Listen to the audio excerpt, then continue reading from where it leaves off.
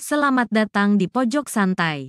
Sebelum Anda mendengarkan audiobook ini, kami menginformasikan bahwa channel ini adalah review audio dari buku yang ada di Indonesia. Untuk membaca keseluruhan buku ini, kami menyarankan membeli buku aslinya di toko buku kesayangan Anda, baik offline maupun online. Keberadaan channel ini dimaksudkan untuk membantu Anda mendapatkan pengetahuan dari buku-buku kesayangan Anda. Jangan lupa untuk subscribe, like, dan komen.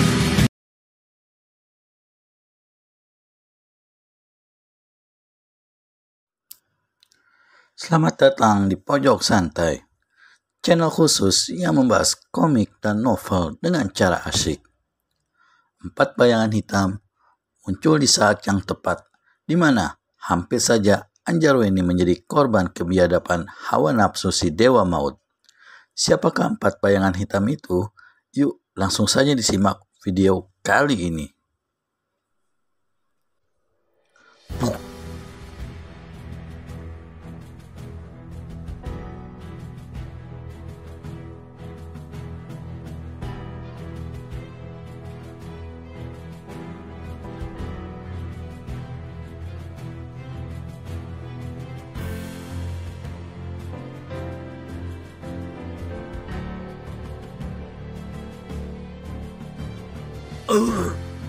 Tiba-tiba, salah seorang murid perguruan harimau terbang terjungkal terkena hantaman si Dewa Maut. Dari mulutnya langsung menyembur darah segar, dan tak lama kemudian tubuhnya meregang melepas nyawa. Menyaksikan kematian temannya, murid-murid perguruan harimau terbang lainnya mengaum keras laksana seekor harimau. Mereka berhamburan menyerang Brajadenta dari berbagai penjuru. Namun, si Dewa Maut bukanlah lawan yang seimbang bagi mereka. Ketika Brajadenta berkelebat begitu cepat sambil melepaskan pukulan dan tendangan, des, des, des,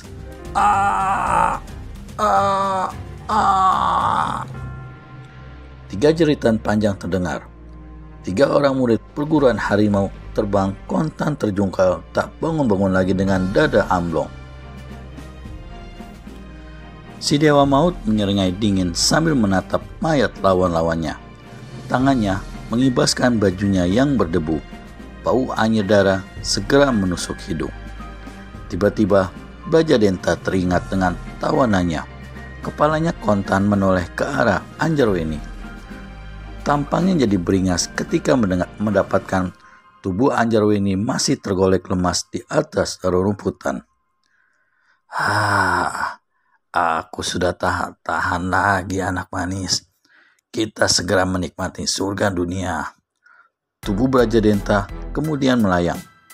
Sebentar saja dia sudah tiba di depan Anjarweni. Langsung diterkamnya tubuh mulus Anjarweni. Gadis itu hanya pasrah dengan mata basah. Dia hanya bisa memejamkan mata sambil menggigit bibir kuat-kuat. Tak ada kemampuan lagi untuk mempertahankan kehormatannya. Sore ini, perguruan harimau terbang diliputi suasana berkabung. Para murid tingkat rendah yang biasa berlatih di halaman belakang hanya duduk-duduk tanpa tahu harus berbuat apa. Tak seorang pun yang berani mengeluarkan suara keras. Mereka hanya saling bisik, membicarakan malapetaka yang baru saja menimpa saudara-saudara seperguruan mereka. Si Reksapati atau pendekar harimau terbang yang merupakan ketua sekaligus pendiri perguruan harimau terbang tampak berjalan memasuki pelataran perguruan. Wajahnya kusut seperti menyimpan kemarahan menggelegak.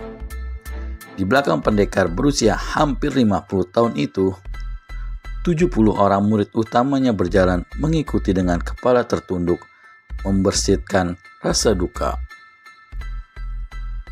Hampir seharian penuh mereka menyisir lembah sungai Balirang untuk mencari si pembuat petaka yang telah berani mengusik ketentraman perguruan harimau terbang. Kalian semua berjaga-jagalah di depan, ujar Reksapati kepada ke-70 orang muridnya.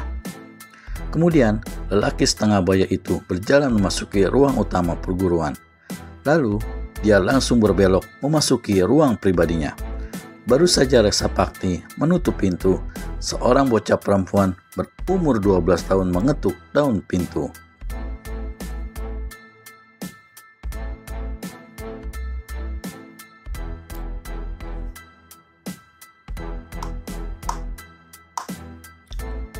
"Siapa?" tanya Reksa Pakti dari dalam kamarnya.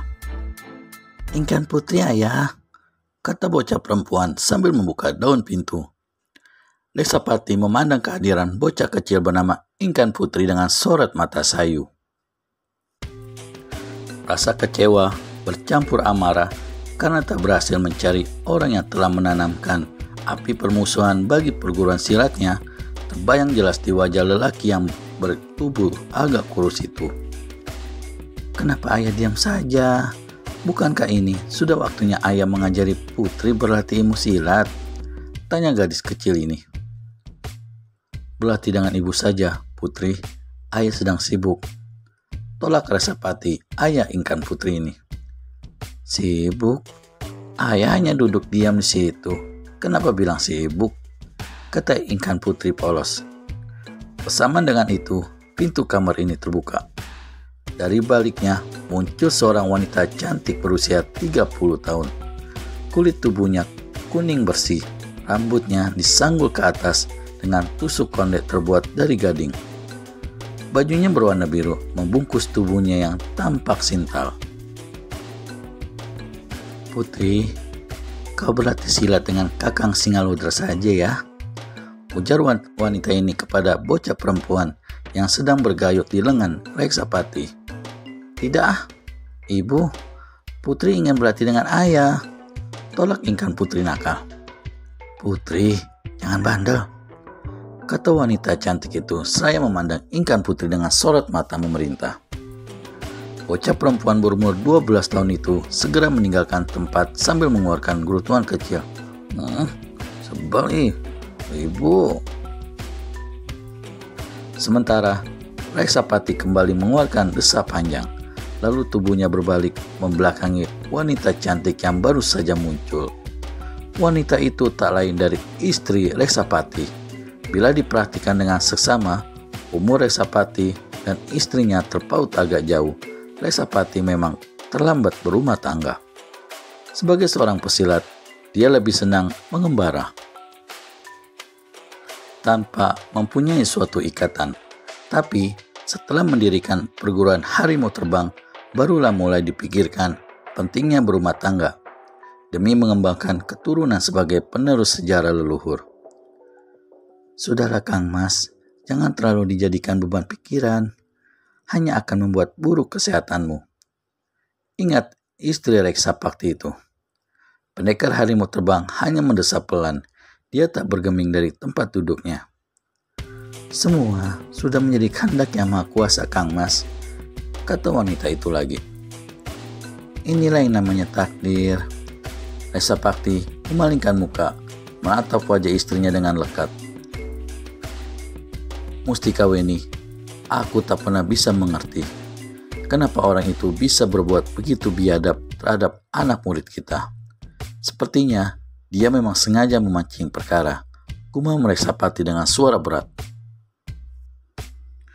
"Itulah yang disebut tokoh sesat. Dia bisa berbuat seenaknya sendiri tanpa memikirkan akibat dari perbuatannya," hibur perempuan bernama Mustikaweni. Reksa Pakti menatap tajam mendengar perkataan istrinya. "Kau jangan mengguruiku," ujar lelaki ini kemudian. Mustikaweni menundukkan kepalanya. "Maafkan aku Kang Mas, bukan maksudku untuk menggurui. Tapi kalau melihat Kang Mas begitu terpengaruh memikirkan kejadian itu, aku jadi ikut sedih," ucap perempuan cantik ini. Mendengar ucapan Mustikaweni yang tulus, Reksa Pakti beranjak dari tempat duduknya. "Inilah cobaan bagi perguruan harimau terbang," katanya pelan sambil meraih tangan istrinya. Pada saat itu, pintu ruangan ini kembali terbuka. Dari baliknya muncul seorang pemuda dengan tergopoh-gopoh. "Guru, ada seseorang yang ingin bertemu Guru," lapor pemuda itu dengan sedikit gelagapan. "Siapa?" tanya Resapati. "Dia mengenalkan dirinya, Brajadenta, yang berjuluk si Dewa Maut." Kening Resapati berkerut. Dia merasa belum pernah mendengar nama itu. "Suruh Singalodra menemuinya," perintah Resapati kepada pemuda yang baru muncul itu. "Sudah, tetapi dia tetap nekat, Guru." Bruah! Tiba-tiba terdengar bunyi benturan benda keras. Resapati segera melompat dan berkelebat keluar. Sampai di halaman depan, pendekar harimau terbang menatap tajam seorang laki-laki berbaju ungu sedang berjalan melewati pintu gerbang yang telah jebol. Para murid yang sedang berjaga mencoba menghalangi, namun dengan mengibaskan ujung lengan bajunya, orang yang baru datang itu membuat para murid perguruan harimau terbang terjungkal. Orang berbaju ungu yang tak lain si Dewa Maut itu segera melompat ke hadapan Resapati. "Resapati, aku hendak bicara denganmu. Suruh murid-muridmu menyingkir." Kening pendekar harimau terbang kembali berkerut. Melihat penampilan Brajadenta yang menampakkan kesungguhan, dia segera memberi isyarat kepada murid-muridnya untuk menjauh. "Siapa kau? Dan apa yang hendak kau bicarakan?" tanya Resapati. "Akulah Brajadenta alias Dewa Maut. Akulah yang membunuh keempat muridmu sebagai peringatan agar kau tahu kalau aku tidak main-main," kata Brajadenta dengan pongah. Ketua perguruan harimau terbang itu berusaha mengatasi gejolak perasaannya begitu mengetahui kalau yang telah membunuh 4 muridnya di lembah Sungai Balirang tak lain adalah orang yang tengah berdiri di hadapannya. "Aku tak mengerti maksud tindakanmu," saut Resapati dengan kalem. "Resapati, aku tidak perlu berbasa-basi lagi. Serahkan batu kumala hitam padaku," bentak si Dewa Maut. Pendekar harimau terbang terkejut mendengar perkataan Brajadenta. "Kau kira siapa dirimu, Brajadenta? Berani benar kamu minta lambang perguruan harimau terbang?" dengus Resapati dengan gusar. Ketua perguruan harimau terbang ini makin marah saja karena yang diminta adalah lambang perguruan. Apalagi yang meminta adalah si pembunuh dari 4 orang muridnya. Namun sebagai tokoh berhati lurus, Resapati tak mau bertindak gegabah. Amarahnya berusaha ditekan semampunya. Si Dewa Maut tersenyum dingin. "Aku utusan Baginda Prabu. Bila kau sedia menuruti permintaanku, mungkin aku bisa bersikap bijaksana dengan mengampuni nyawamu," saut Brajadenta dengan dingin. "Kau utusan Baginda Prabu? Apa buktinya?" cecar Resapati. Bagaimana selanjutnya? Akankah kedatangan si Dewa Maut berlanjut dengan pertarungan? Temukan jawabannya di video selanjutnya hanya di channel Pojok Santai. Segera subscribe dan tekan tombol lonceng untuk mendapat notifikasi video terbaru dari kami. Terima kasih dan sampai bertemu kembali.